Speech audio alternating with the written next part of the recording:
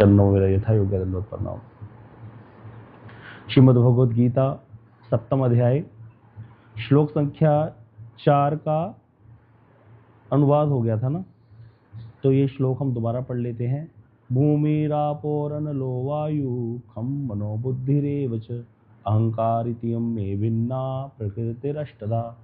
तो यहाँ पर आप का अर्थ होता है जल, भूमि भूमि, अनल अर्थात अग्नि, वायु पवन, खम अर्थात मन, बुद्धि अहंकार, ये सारा कुछ कहते भगवान कह रहे क्या है, ये मेरी 8 प्रकार की प्रकृति है, ये 8 भेदों वाली है, अलग अलग प्रकार से नाम लेके बता रहे हैं। तो हमने पहले ये सब चीज कर रखी है, सांख्य शास्त्र जब योग करा था हमने सांख्य में, जिसको हमने क्या कहाँ करा था, ये पहले 5 तत्व, हाँ श्रीमद् भगवद गीता में ही आया था, जहाँ पर पंच तत्व से जो शरीर बना है, पंच तन्मात्राएं, पंचभूत, पंच ज्ञान इंद्रियां, पंच कर्मेंद्रियां, ये सब हमें पता है। तो टोटल मिला के 20 तत्व, मन बुद्धि चित्त और अहंकार मिला के 24 सूक्ष्म शरीर के, और आत्मा और परमात्मा मिलाकर के टोटल 26 तत्वों का मनुष्य शरीर है, जिसमें ये 26 तत्व हैं अलग अलग प्रकार के। अब इसको हम एक चार्ट से समझते हैं, जिससे ये सृष्टि तत्व एक बार समझ लो। ये शायद थोड़ा सा भारी भरकम लगे, थोड़ा सा, ज़्यादा नहीं, वैसे हम इसको ईजी कर देंगे बहुत ज़्यादा, लेकिन ये दोबारा आएगा, इसलिए चिंता करने की जरूरत नहीं है। एक बार इसको समझ लोगे तो ये श्लोक सारा एकदम से समझ आ जाएगा, इसकी सारी टीका एकदम से समझ आ जाएगी। तो यहाँ पर एक चीज है, यहाँ पर सबसे पहले ऊपर लिखा है सृष्टि तत्व। तो सृष्टि अर्थात सृष्टि देखा जाए तो 2 प्रकार की होती है। जो संसार की सृष्टि है, यह क्या कौन कौन सी, एक तो माइक सृष्टि, एक विराज सृष्टि। अब उसके ऊपर एक और लिखा है उभय सृष्टि, दिख रहा है किसी को, जो वायलेट कलर में है, उभय सृष्टि लिखा है वायलेट कलर में। ये उभय सृष्टि जो होती है, ये मुक्त जीव हैं, जैसे चतुर्सन है, नारद जी है ना, तो ये सारे जो हैं चतुर्सन नारद इत्यादि, ये ब्रह्मा जी से होते हैं, जो कि संसार के जीव नहीं है, बद्ध जीव होकर के नहीं आते। तो हम लोग, लेकिन भगवान यहाँ पर इस श्लोक में कौन सी सृष्टि की बात करें, भूमि रापो अनलो वायु, अर्थात जो बहिरंगा माया से आती है, तो इसलिए हम माया सृष्टि की बात करेंगे। माइक सृष्टि आगे, फिर यहाँ पर माइक सृष्टि में क्या क्या आ गया, सबसे पहले कौन सा तत्व आता है, महातत्व, जो माया की सृष्टि होती है। माया की सृष्टि की जरूरत क्या पड़ी, क्यों पड़ी, कोई बता सकता है? इंसान ने प्रभु जी भोग की इच्छा की है। बिल्कुल, बस एक लाइन में इसका उत्तर है भाई, जैसे ही जीव ने भोग की इच्छा करी, भगवान को माया की सृष्टि करनी पड़ेगी। क्यों? क्योंकि भोग की इच्छा जैसी करी, भोग करना चाहता है, अपने अंदर भोक्ताभिमान आ गया, तो भोग करने के लिए इंद्रियां चाहिए, इंद्रियों के द्वारा ही भोग होगा। मन चाहिए, मन से सोचता है भोग के विषय में, हम लोग ऐसे ही तो करते हैं। तो इसीलिए वो शरीर बनाना पड़ा भगवान को, तो वो क्योंकि भोग की इच्छा करी है, इसलिए सारा कुछ जरूरी है, नहीं तो ये कोई जरूरत नहीं थी इसकी। भगवान का धाम में बैठे हैं, अगर जहां पर जीव की उत्पत्ति हुई है वहां भगवान का धाम नहीं था, तटस्थ स्थान पर जीव की उत्पत्ति हुई है, उसको तटस्था शक्ति से उत्पन्न हुआ है जीव तटस्थ स्थान पे, जहां पर वो ना भगवान के धाम में ही था, ना संसार में ही था, माया में था। जिसने तो माया को भोगने की इच्छा की वो तो आगे संसार में, ज्यादातर वही थे। जिसने भगवान की सेवा की इच्छा करी वो चले गए नित्य धाम में। इसको ऐसे समझ लो बस। अब हम लोग जो है, जो यहाँ घूम रहे हैं, ये सब अनादिकाल से बद्ध ही है। हमने भोग की इच्छा की, अभी तक हम मुक्त हुए नहीं कभी भी। अगर एक बार भी मुक्त हो गया कोई जीव, भगवान के धाम पहुंच गया, तो उसके बाद वापसी नहीं होती। यद गत्वा न निवर्तन्ते तद्धाम परमम, ये श्लोक है, इसको याद रखने की। कभी भी हम गए नहीं वहां, अगर हम वहां होते, कई लोग कहते हैं वहां चरणों में बैठे थे भगवान के, वहां हमने भोग की इच्छा की, ऐसे कभी नहीं होता। वहां पर तो जितना आनंद है उसको कभी हो ही नहीं सकता कि उसके मन में इस प्रकार के भोग, क्योंकि वहां पर भी भोग है, लेकिन वो भोग नहीं, वो प्रसाद है। वहां पर ठाकुर जी का दिव्य प्रसाद मिलता है, हर प्रकार का ठाकुर जी का रूप का दर्शन, उनकी सेवा का आनंद। तो इसीलिए वहां पर दिव्य मन है, दिव्य इंद्रियां हैं, जिनके द्वारा दिव्य आत्मा जो है वो भोग करती है। तो इसीलिए वहां पर कभी किसी के मन में इस संसार को भोगने की इच्छा नहीं आ सकती। जैसे एक छोटा सा बच्चा हाथ में मल लेकर के घूम रहा है, उसको तो पता नहीं मल क्या होता है, टट्टी लेकर के घूम रहा है हाथ में। लेकिन जो बड़ा बच्चा है, जिसको समझ आ गई है, वो थोड़ी मल को हाथ में उठाएगा, उसको मल के प्रति क्या आसक्ति। तो ये मल है संसार उस व्यक्ति के लिए जो भगवान के चरणों में बैठ करके सेवा का आनंद ले रहा है। इसलिए कभी नहीं हो सकता कि जो भगवान की सेवा में बैठा है, चरणों में बैठा है, वहां से उसकी वापसी यहाँ हो जाए। तो हम लोग अनादिकाल से बद्ध हैं, इसीलिए जीव को अनादिबद्ध बोल दिया गया। जो जीवात्मा यहाँ आ गई, अब उसको निकलने के लिए तरीका बता दिए शास्त्र और वेद पुराण, सारा कुछ उसमें निकलने का तरीका है। हाँ जी प्रभु जी। प्रभु जी कहाँ से बताया था आपने, कहाँ से शुरू हुई जीव की? जीव तटस्थ शक्ति है, तट पे उत्पन्न हुआ। तट का समझते हो ना, नदी का तट होता है, ना पूरा नदी में होता है ना बाहर ही होता है नदी के, मतलब गीला होता है थोड़ा सा वो। तो जीव की जो उत्पत्ति है वो तटस्थ शक्ति से उत्पन्न है जीव, तट पे उत्पन्न हुआ, अर्थात जीव है तो भगवान का अंश, जीवात्मा भगवान की शक्ति का अंश है जीवात्मा ऐसे। तो वो शक्ति के अंश होने के कारण वहां पर उसके अंदर पोटेंसी तो वो वाली है लेकिन बहुत कम है। जैसे एक समुद्र में से एक लोटा जल ले लिया तो उस एक लोटे जल में समुद्र के सारे कैरेक्टरिस्टिक्स हैं जो समुद्र के पानी के अंदर है, वो भी खारा सारा कुछ है। लेकिन समुद्र जो कार्य कर सकता है वो एक लोटा जल नहीं कर सकता। समुद्र पूरी पृथ्वी को डुबो सकता है अगर बाढ़ आ जाए समुद्र में, लेकिन एक लोटा जल से कुछ भी होने वाला नहीं है। इसी प्रकार हम अणु चैतन्य है, भगवान विभु चैतन्य है, लेकिन अणु चैतन्य होने के कारण हमारे अंदर ये वो है कि हमको माया पकड़ सकती है, मतलब हम माया के वशीभूत होने योग्य हैं। लेकिन भगवान कभी माया के वशीभूत नहीं होते, भगवान माया के स्वामी है, माया के अधीश्वर है, ये समझना है।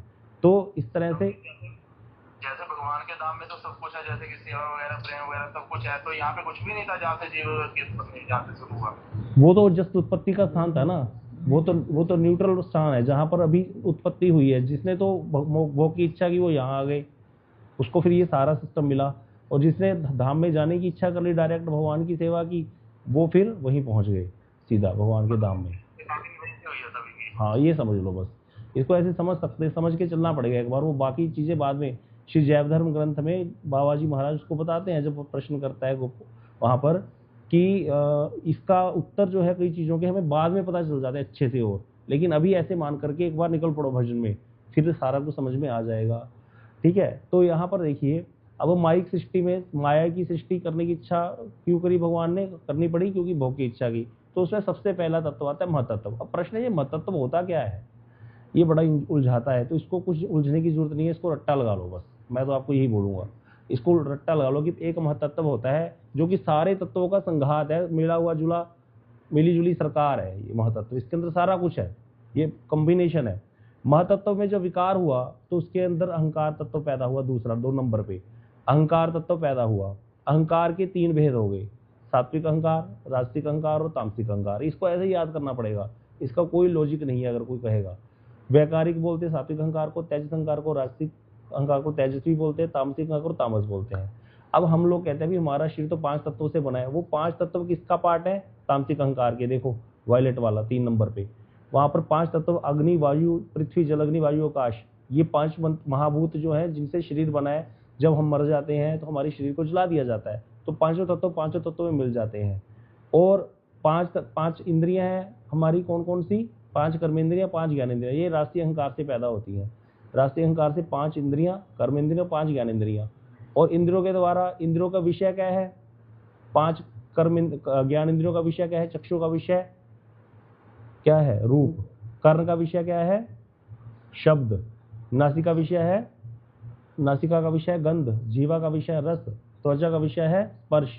तो ये 5 इंद्रियों के जो 5 विषय, ये पंच तन्मात्रा कहलाते हैं। ये तामसिक अहंकार से बने हैं।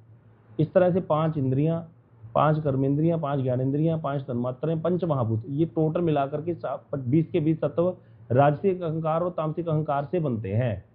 बस ये याद कर लो। नहीं याद होता तो इसको ऐसे चार्ट को खोल लिया करेंगे जब जरूरत होगी। इसको याद करने की भी इतनी जरूरत देखा जाए है नहीं, बस ये समझ आना चाहिए कि ऐसे तत्व पैदा हुए थे ये सारे।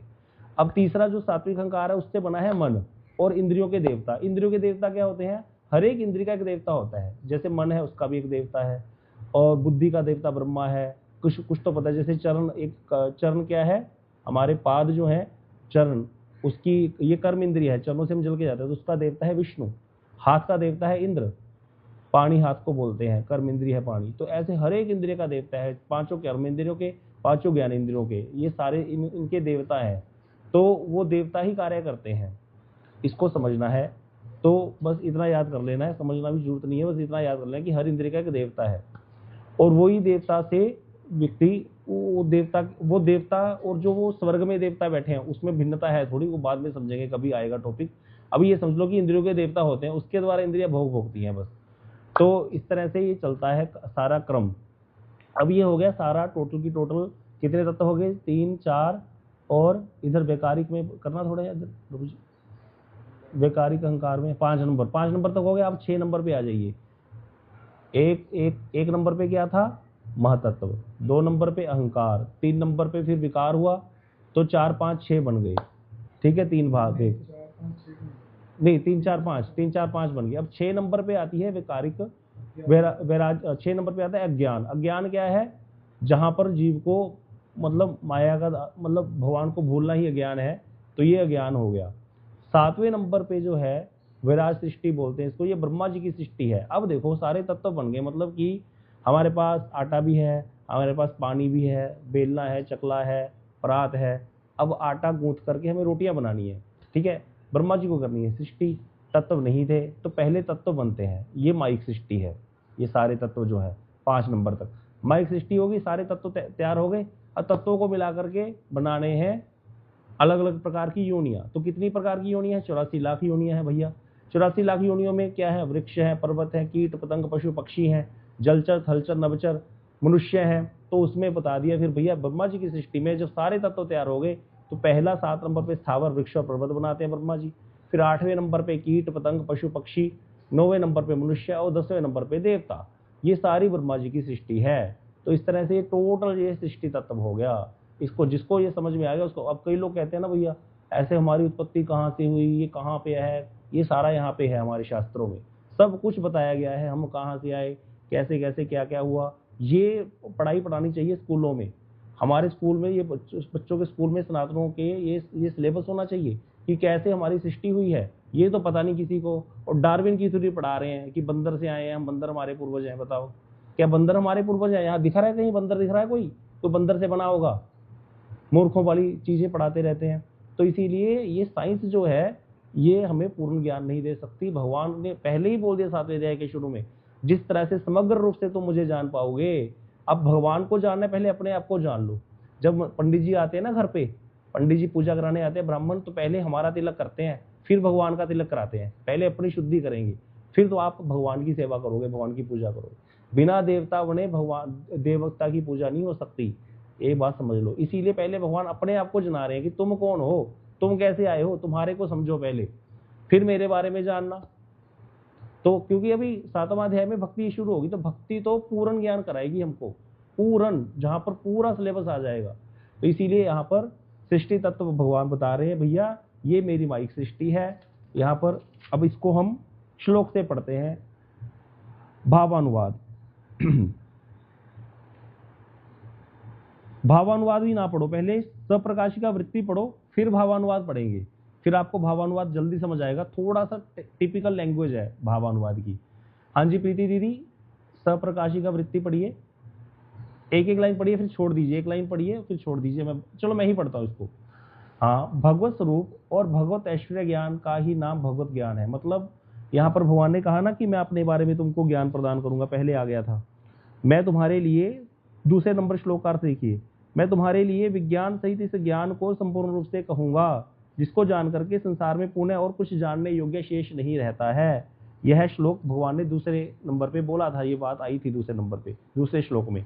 तीसरे श्लोक में भगवान ने कहा भैया जो तुम्हें देने जा रहा हूँ ये ज्ञान जो है ये भक्तों को मिलता है, और भक्त बड़े विरले होते हैं। कल आपने देख लिया गीता से, भागवत से, रामायण से, चैतन्य चरितामृत से कि दुर्लभ है कितना, कृष्ण भक्त कितना दुर्लभ होता है। तो इसीलिए वो भी समझ में आ गया। अब भगवान वो ज्ञान प्रदान करने वाले हैं। अब यहाँ बता रहे हैं कि जो ज्ञान होता है वो क्या होता है। पहले जो ज्ञान था, जब हमने पहले ज्ञान पढ़ा था, ब्रह्म ज्ञान से पहले जो ज्ञान होता था, कौन सा ज्ञान होता था? निष्काम कर्म योग का आश्रय ग्रहण करके कौन सा ज्ञान होता था?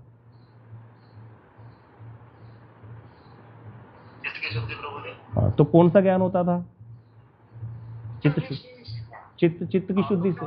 हाँ, आत्मनात्म ज्ञान, निर्विशेष ब्रह्म ज्ञान नहीं होता था, आत्मनात्म विवेक ज्ञान होता था कि मैं आत्मा हूं, मैं शरीर नहीं हूं। आत्मनात्म विवेक हो जाता था, आत्मनात्म ज्ञान हो जाता था निष्काम कर्म योग का आश्रय ग्रहण करने से। लेकिन यहाँ कृष्ण क्या कह रहे हैं, मैं तुम्हें भगवत ऐश्वर्य का ज्ञान, ये मेरा ज्ञान प्राप्त हो जाएगा। मतलब भक्ति में कौन सा ज्ञान प्राप्त होता है? भगवान संबंधी ज्ञान। आत्मा का ज्ञान तो बीच में अपने आप ही आ जाता है साथ में। तो इसीलिए निष्काम कर्म योग से तो अपने बारे में पता चल जाएगा मैं कौन हूँ, भगवान के बारे में कुछ नहीं पता चलता। उस ज्ञान को प्राप्त करने के लिए थोड़ा भक्ति का आश्रय ग्रहण करना पड़ता है ज्ञानियों को, तब जाकर के वो ब्रह्म में लीन हो पाते हैं, ऐसे नहीं हो पाते। लेकिन यहाँ पर कह रहे हैं भगवत स्वरूप और भगवत ऐश्वर्य का ज्ञान ही का नाम ही भगवत ज्ञान है। मतलब भगवान के स्वरूप का ज्ञान और भगवान के ऐश्वर्य का ज्ञान। अब ये जो सारी चीजें हैं ये भगवान के ऐश्वर्य में आ गई क्या नहीं आ गई?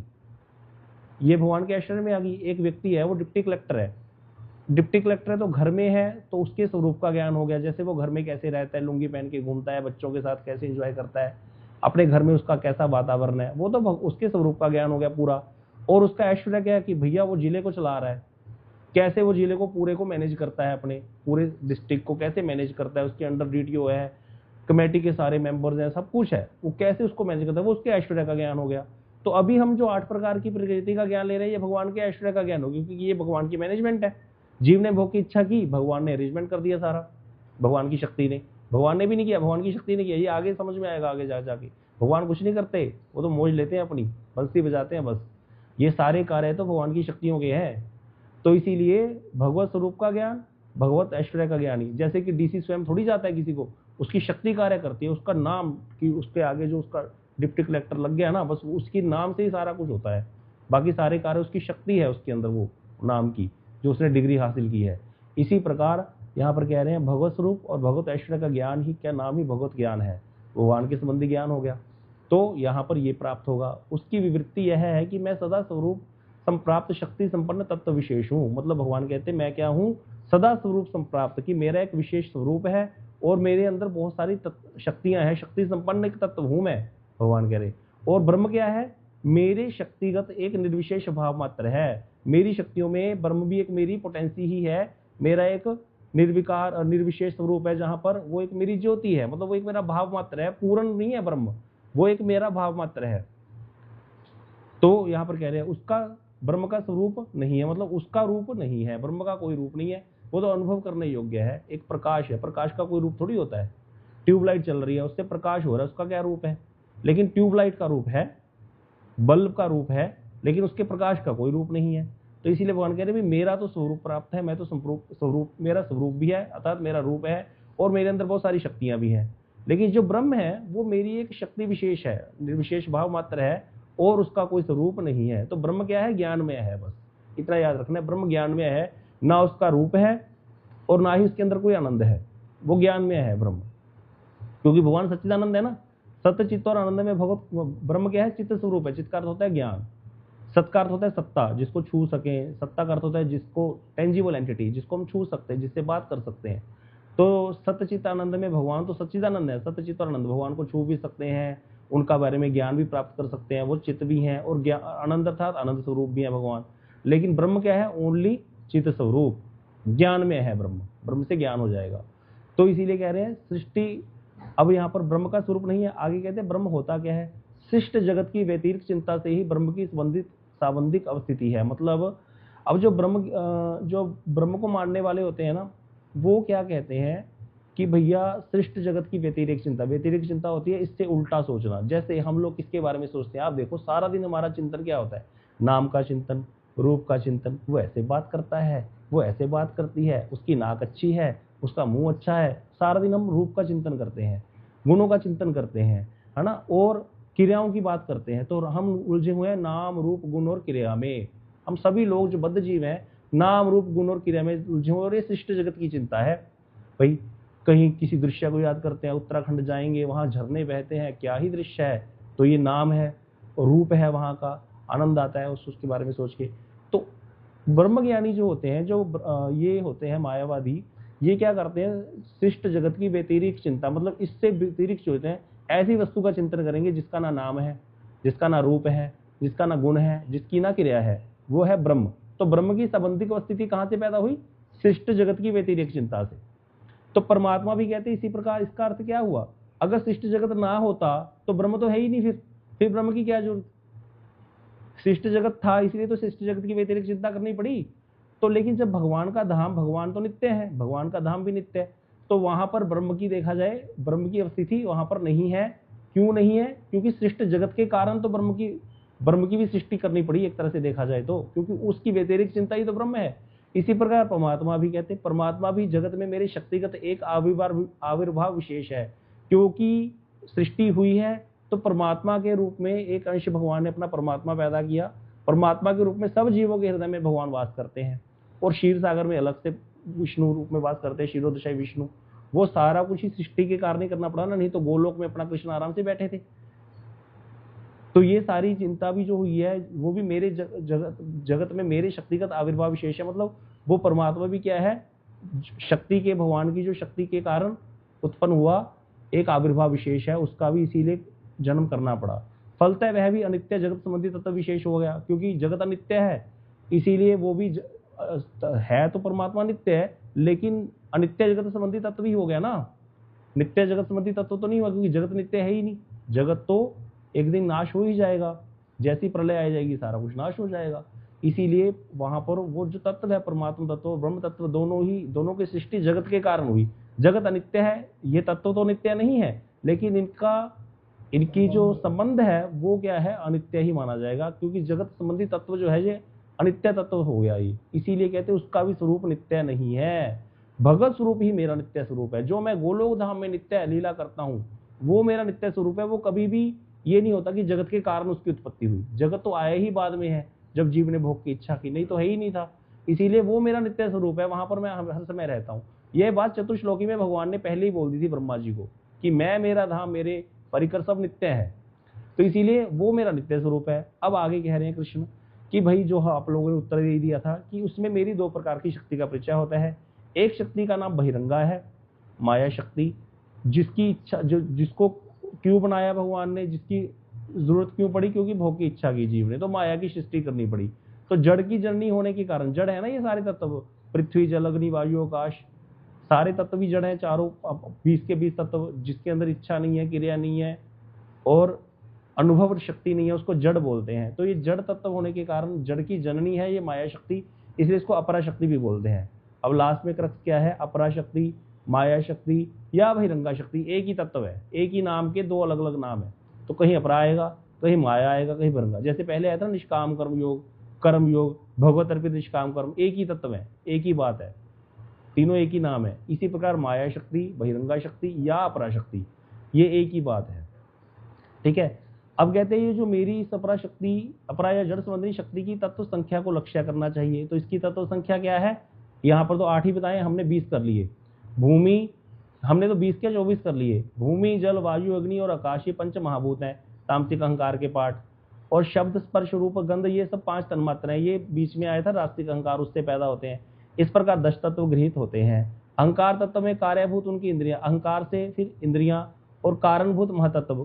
कार्य, कारण का अर्थ क्या होता है, जैसे मैंने कहा बेडशीट, बेडशीट कार्य है और धागा उसका कारण है, धागे से बेडशीट बनी है। तो कार्य और कारण का संबंध होता है। जगत कार्य कारणात्मक है, तो यहाँ पर कार्य क्या है, इंद्रियां, कारण क्या है, महतत्व, क्योंकि महतत्व से इंद्रियां आई थी।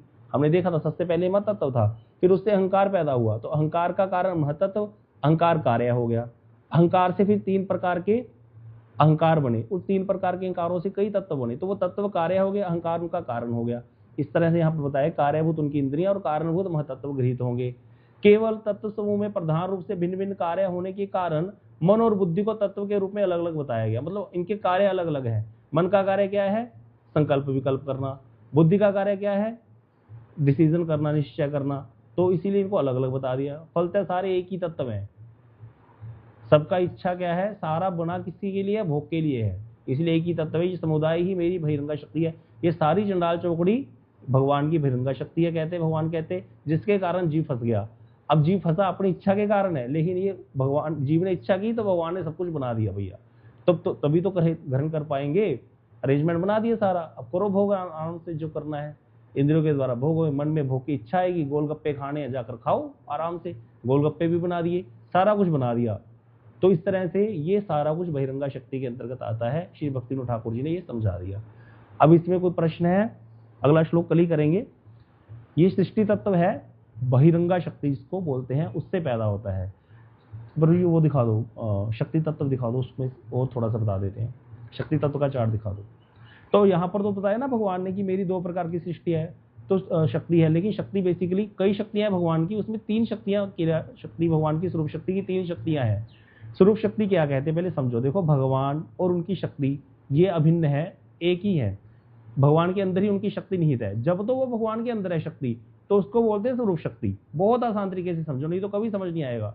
जब वो रूप धारण करके बाहर आ जाती है तो उसको राधा जी बोलते हैं। राधा जी भगवान की स्वरूप शक्ति है, और स्वरूप शक्ति को ही भक्ति भी बोलते हैं। ये भी याद कर लो, राधा जी और भक्ति एक ही बात है। भक्ति मतलब राधा, भक्ति का अर्थ शब्द मन है भज धातु से। भज का अर्थ होता है सेवा करना। जितनी सेवा की वृत्ति राधा जी के अंदर है ना कृष्ण के प्रति, उतनी किसी के अंदर नहीं हो सकती। तो भक्ति मतलब राधा, साक्षात भक्ति स्वरूप है राधा रानी। स्वरूप शक्ति है भगवान की, जब भगवान के अंदर है, जब बाहर रूप धारण कर लिया तो राधा जी बन गई। ठीक है। अब स्वरूप शक्ति की 3 क्रिया शक्तियां हैं, चिद शक्ति, जीव शक्ति, माया शक्ति। चिद अर्थात जो चित्त जगत की है, अर्थात जहां से चित्त जगत का प्रकाश होगा और चित्त जगत का आनंद होगा, चित्त ही सारा कुछ होगा, इसको अभी छोड़ देते हैं। अब रहेगी बीच की बात की जीव शक्ति और माया शक्ति। तो जीव शक्ति अर्थात जो भगवान की अच्छी शक्ति है, बीच वाली शक्ति, जहां पर जीव उत्पन्न होते हैं, तटस्था शक्ति भी बोलते हैं इसको, जहां पर जीवों की उत्पत्ति होती है, अर्थात जीवात्माओं की उत्पत्ति होती है, तो ये जीव शक्ति है। और तीसरी माया शक्ति, जब जीव ने भोग की इच्छा करी तो माया शक्ति का सृजन करना पड़ा, जिसके कारण जीव भोग करता है। तो माया शक्ति से फिर माया कैसे सृष्टि करती है वो हमने समझ लिया। तो ये 3 प्रकार की शक्ति भगवान की होती है, इसको भी हमें पता होना चाहिए। कई शक्तियां हैं भगवान की, मुख्य रूप से ये 3 है। अब इसमें एक चीज और समझ लो कि ये जो जीव शक्ति और माया शक्ति है ना, ये चिद शक्ति से ही आए हैं। कोई बता सकता है कैसे? देखते हैं किसी को याद हो अगर। चिद शक्ति अर्थात स्वरूप शक्ति की, स्वरूप शक्ति से ही जीव शक्ति और माया शक्ति आई है, लेकिन इनका संबंध कैसे है, कोई बता सकता है?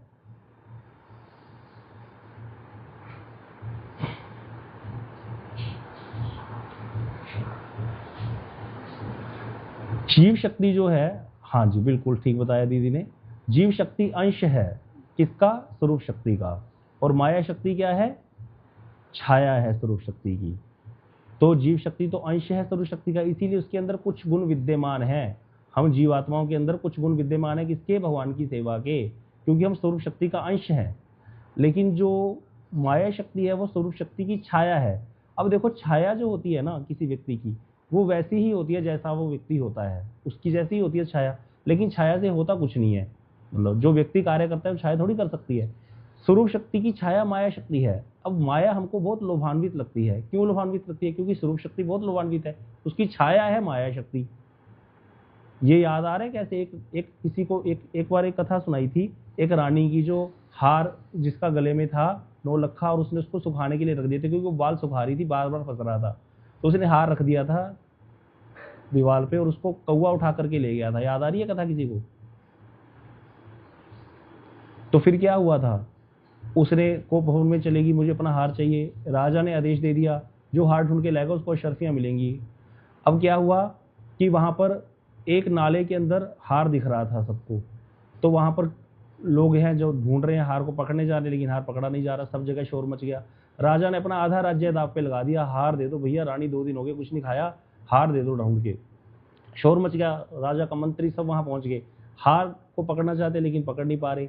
लेकिन फिर राजा भी वहां पहुंच गया, उसने देखा नाले में हार तो दिख रहा है, लेकिन वो राजा सोच रहा है अभी हार तो दिख रहा है, अगर मैं भी इसमें कूद जाऊं तो क्या पता ये मुझको मिलना हो हार, इसीलिए इनको नहीं मिल रहा, नहीं तो मेरा आधा राज्य जाएगा। तो राजा ने भी छलांग लगा दी बीच में नाले के, लेकिन उसको क्या हुआ, वहां पर वो हार मिला नहीं। फिर साधु जा रहे थे वहां पर और उन्हें जाकर कहा भैया क्या ढूंढे? बोले हार दिख रहा है लेकिन मिल नहीं रहा, रानी का हार है। बोले मूर्खों, यहाँ नाले में क्यों ढूंढ रहे हो? वो तो परछाई दिख रही है, हार तो ऊपर पेड़ पे लटका हुआ है।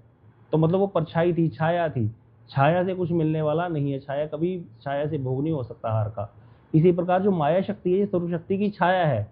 बड़ा सुंदर ये जगत दिखता है हमको, इस जगत में सारा कुछ बड़ा सुंदर लगता है और ये स्वरूप शक्ति का छाया है, इसलिए ऐसे इसके प्रति हम अनुमानित हैं। लेकिन इससे हमें आनंद आ नहीं सकता कभी भी, आनंद हमें स्वरूप शक्ति से ही आएगा जब भी आएगा जीव को, इसको भी समझ लो।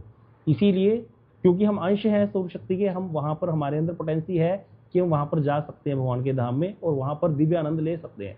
लेकिन अभी हम माया में उलझे हुए हैं, माया से कभी आनंद नहीं आ सकता है। तो नाले में परछाई बन रही है संसार की दिख रहा है जो हमें, वो असली आनंद तो ऊपर ही है भगवान के धाम में।